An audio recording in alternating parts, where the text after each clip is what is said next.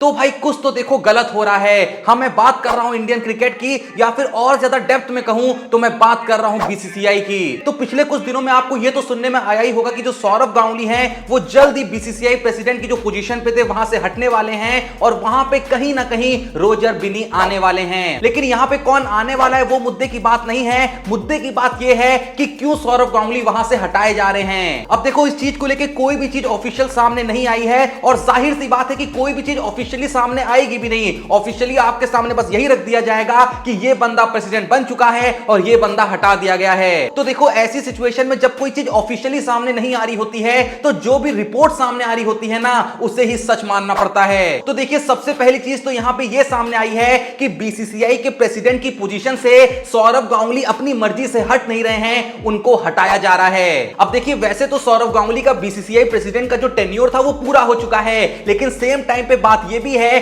कि सौरभ गांगुली पूरे तरीके से इंटरेस्टेड थे वापस से चेयरमैन बनने के लिए या फिर प्रेसिडेंट बनने के लिए बीसीसीआई के। लेकिन अब मसला यह हुआ है कि जो बीसीसीआई के अंदर के मैनेजमेंट के लोग थे उन्होंने सौरभ गांगुली को वोट देने से मना कर दिया है। उतने ज्यादा वोट सौरभ गांगुली के पास नहीं है कि वापस से वो उस पोजीशन को कंटिन्यू कर सकें। इसके साथ ही साथ एक और बात सामने आई कि सौरभ गांगुली के सामने ऑफर रखा गया था कि जो आईपीएल कमेटी है उसका चेयरमैन वो बन जाएं, लेकिन सौरभ गांगुली ने वो करने से पूरे तरीके से मना कर दिया, क्योंकि सौरभ गांगुली का मानना यह था कि जो कमेटी असल में बीसीसीआई की सब कमेटी है, यानी कि उसके नीचे आती है, और असल में वो जब मेन कमेटी के हेड रह चुके हैं तो अब उसके नीचे जाके वो उसके हेड बनेंगे तो कहीं ना कहीं एक डिमोशन होगा ना। तो गांगुली का कहना था कि कहीं ना कहीं ये चीज उनकी इमेज को खराब करेगी, इसलिए वो ये नहीं बन सकते हैं। अगर वो बनेंगे तो बीसीसीआई प्रेसिडेंट ही बनेंगे या फिर कुछ नहीं बनेंगे। लेकिन अब आपके मन में ये सवाल आ सकता है कि आखिर ऐसा क्या हुआ कि बीसीसीआई के अंदर के लोग सौरभ गांगुली को सपोर्ट नहीं कर रहे हैं। अब देखो, ये तो तुमको पता ही होगा कि जो बीसीसीआई के सेक्रेटरी हैं वो जय शाह हैं, और उनका भैया किससे क्या नाता है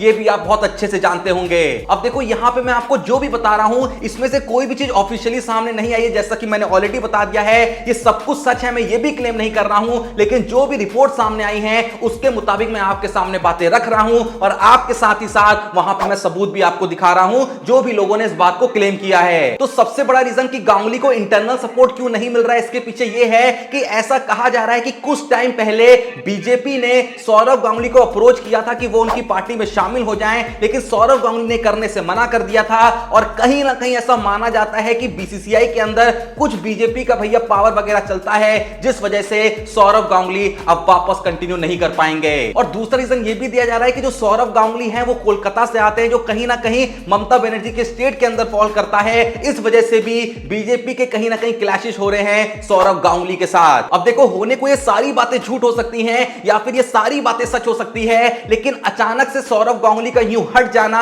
और जैसा मैंने कहा कि उनको सपोर्ट ना मिलना कहीं ना कहीं सवाल तो खड़ा करता ही है, क्योंकि जैसा मैंने कहा कि बीसीसीआई सेक्रेटरी की पोजीशन पे जो बंदा है उसका कुछ ना कुछ तो भैया बीजेपी से लेना देना है ही। पर अब आती है सबसे बड़ी बात कि जब से ये खबर आई है कि सौरभ गांगुली को सपोर्ट नहीं मिल रहा है, उनके साथ कहीं ना कहीं दगाबाजी हो गई है, अंदर के लोगों ने उनको धोखा दे दिया है, तो बहुत लोग इस चीज को अप्रिशिएट भी कर रहे हैं सोशल मीडिया पे और बहुत लोग इसके खिलाफ भी बोल रहे हैं। अब जो अप्रिशिएट कर रहे हैं उनका कहना यह है कि भैया विराट कोहली के साथ भी सौरभ गांगुली ने ऐसा ही किया था। विराट कोहली को भी जब सपोर्ट की जरूरत थी तो सौरभ गांगुली ने वहां पे धोखेबाजी कर दी थी, ऐसा लोगों का कहना है। और सेम चीज अभी सौरभ गांगुली के साथ हो रही है। लेकिन यहीं पे दूसरे तरीके के जो लोग हैं उनका यह कहना है कि बहुत चीजें ऐसी बीसीसीआई में हो रही थी जिसमें शायद डायरेक्टली सौरभ गांगुली का हाथ भी नहीं था, क्योंकि सौरभ गांगुली कहीं ना कहीं भैया देखो ईमानदार बंदे तो हैं। जिस तरीके से उन्होंने इंडियन क्रिकेट को बनाया है, कई बार ऐसी उनके पास अपॉर्चुनिटी थी जहां पर वो बहुत कुछ बड़ा कर सकते थे, लेकिन फिर भी उन्होंने उन चीजों को नकार दिया, क्योंकि जैसा मैंने कहा बंदे के अंदर ईमान तो था। कुछ गलतियां बीसीसीआई में जरूर हुई, लेकिन कहीं ना कहीं डायरेक्टली उसके पीछे सौरभ गांगुली का हाथ नहीं होगा। हो सकता है कि कहीं ना कहीं वो एक तरीके से कंट्रोल किए जा रहे हों, और अब जो होगा कि भैया पूरे तरीके से ऐसा बंदा आ जाएगा जो पूरे तरीके से नचाया जा सकता है, जिससे चीजें और खराब हो सकती हैं। अब देखो, अगर आप मेरे से पूछे तो कहीं ना कहीं मुझे सौरभ गांगुली पे हद तक भरोसा था, क्योंकि जिस तरीके से सच में 10-12 साल तक उसने इंडियन क्रिकेट को दिया है, वो अपने हाथों से ही ऐसी कोई चीज करना नहीं चाहेगा जिससे भैया इंडियन क्रिकेट बर्बाद हो सकता है कि उन्होंने अपनी मर्जी से ऐसे कुछ डिसीजन लिए हों जो हम लोग को या फिर जनता को उतने पसंद ना आए हों, लेकिन उन डिसीजन को लेने के पीछे सौरभ गांगुली का कोई खराब इरादा नहीं होगा, भले ही आगे जाके उन डिसीजन से नुकसान हुआ हो इंडिया का या फिर फायदा हुआ हो। बाकी जो भी ये वीडियो देख रहा है, फिलहाल आपका क्या कहना है कि क्या सौरभ गांगुली को हट जाना चाहिए या फिर सौरभ गांगुली को सपोर्ट मिलना चाहिए? जो भी आपका मानना है कमेंट में जरूर बताइएगा। बाकी कल के दिन भैया एक और बहुत बड़ी बात सामने आई है। जैसा कि आपको पता होगा कि दीपक चहर जो हैं वो T20 वर्ल्ड कप के बैकअप में जो शामिल थे वहां से रूल आउट कर दिए गए इंजरी के चलते। और अब जो 3 प्लेयर भैया यहां पे ऑस्ट्रेलिया जा रहे हैं,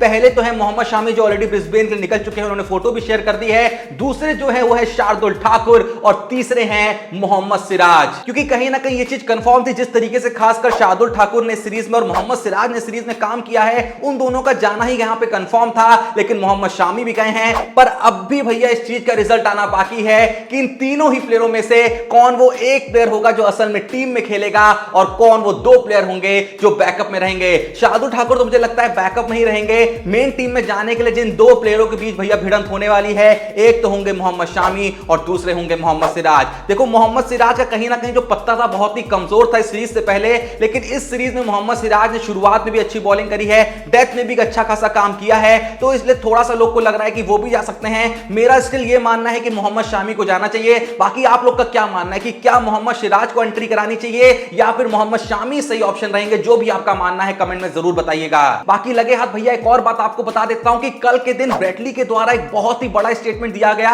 उन्होंने कहा कि मुझे समझ में नहीं आ रहा है कि इंडिया वाले आखिर उमरान मलिक को वर्ल्ड कप में क्यों नहीं लेके जा रहे हैं। ब्रेटली कहते हैं कि कहीं ना कहीं ये ऐसा है कि आपके पास दुनिया की सबसे बेस्ट कार पड़ी हो, लेकिन फिर भी आप उसे हमेशा गैरेज में ही रखना चाहते हैं। तो देखो यहां पे मैं ब्रेटली से बिल्कुल भी एग्री नहीं करता हूं। माना कि उमरान मलिक भैया एक नंबर के बॉलर हैं, आईपीएल में बहुत ही अच्छी खासी बॉलिंग करी थी, लेकिन स्टिल आईपीएल के बाद उन्हें जितना मौका मिला था खेलने के लिए, वहां पे वो कुछ बहुत ज्यादा हावी साबित नहीं हो पाए थे। वो बहुत ही ज्यादा महंगे भी रहे थे और सबसे बड़ी जो ताकत उनकी स्पीड बताई जा रही थी, वो स्पीड भी कहीं ना कहीं उतनी देखने को नहीं मिली थी। उनकी एवरेज स्पीड जो इंग्लैंड में वो टच कर रहे थे 141, 142, 143 की रह रही थी, जो कहीं ना कहीं उन्हें एक्सपेक्टेड नहीं था। और सेम टाइम जैसा मैंने कहा कि स्पीड, स्विंग, ये सब भैया सेकेंडरी चीज होती है। और यहां पे सबसे मेन मुद्दा ये था कि वो रन भी दे रहे थे और विकेट भी नहीं चटका पाए थे, जिसके चलते लोगों को ऐसा लगने लगा कि थोड़ा सा उमरान मलिक को लाने में जल्दबाजी कर दी गई है। लेकिन जिस तरीके से भैया उनको नेट बॉलर के रूप में लिया जाया गया है वर्ल्ड कप के लिए, तो कहीं ना कहीं ये साबित होता है कि उमरान मलिक आने वाले टाइम में भैया आपको टीम में दिख जाएंगे।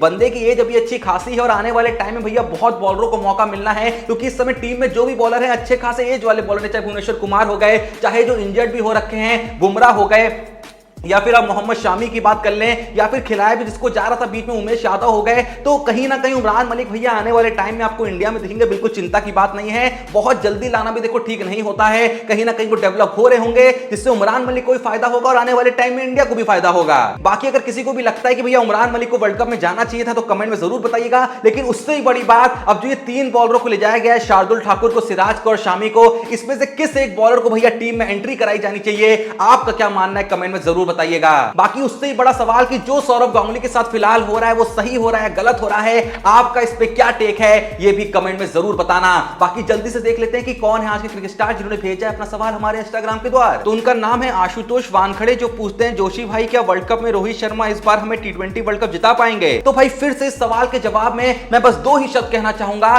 कि क्यों नहीं। देखो हो सकता है कि पिछले कुछ महीनों में 1-2 इंस्टेंसेस या 2-3 इंस्टेंसेस ऐसे आए हों जहां पे रोहित शर्मा को गरियाया गया हो जनता के द्वारा, लेकिन स्टिल मेरा मानना यह है कि रोहित शर्मा कप्तान तो अच्छे हैं, और उससे भी बड़ी बात है कि बंदे में भाई इंटेंट तो है कि भाई अगर मैं वहां खड़ा हूं ना तो कुछ भी करके, चाहे भैया दुनिया फट जाए, आसमान गिर जाए, लेकिन कुछ भी करके इंडिया को जिताना है। और ऐसे इंटेंट वाले लोग भैया हमको पसंद आते हैं। बाकी तो देखो भैया वक्त ही बताएगा क्या होता है, लेकिन आप लोग भैया पूरा भरोसा रोहित शर्मा पे बना के रखिए, इंडियन टीम पे बना के रखिए, जो भी होगा अच्छा होगा। बाकी जैसा मैंने कहा कि भैया जो सवाल मैंने आपसे पूछे हैं मोहम्मद शामी, सिराज और शार्दुल ठाकुर वाला, उसके अलावा भैया सौरव गांगुली वाला, उस पे आप लोग का क्या कहना है कमेंट में जरूर बताइएगा। वीडियो पसंद है तो वीडियो को एक लाइक जरूर दीजिएगा। कोई मन में सवाल है, पता है ना क्या करना है, लिंक मौजूद है भैया डिस्क्रिप्शन में हमारे इंस्टा पे क्रिकबाजी विद जोशी का, वहां पे जाना है, सवाल डीएम करना है। जो सवाल हम अपनी आने वाली वीडियो में आपके नाम को शॉर्ट आउट में फीचर करेंगे भाई। एंड अगर अभी तक आपने हमारे चैनल को सब्सक्राइब नहीं करा तो प्लीज जो भी ये वीडियो देख रहे हैं चैनल को सब्सक्राइब करें। बाकी मिलते हैं नेक्स्ट वीडियो में, तब तक के लिए जय हिंद, धन्यवाद।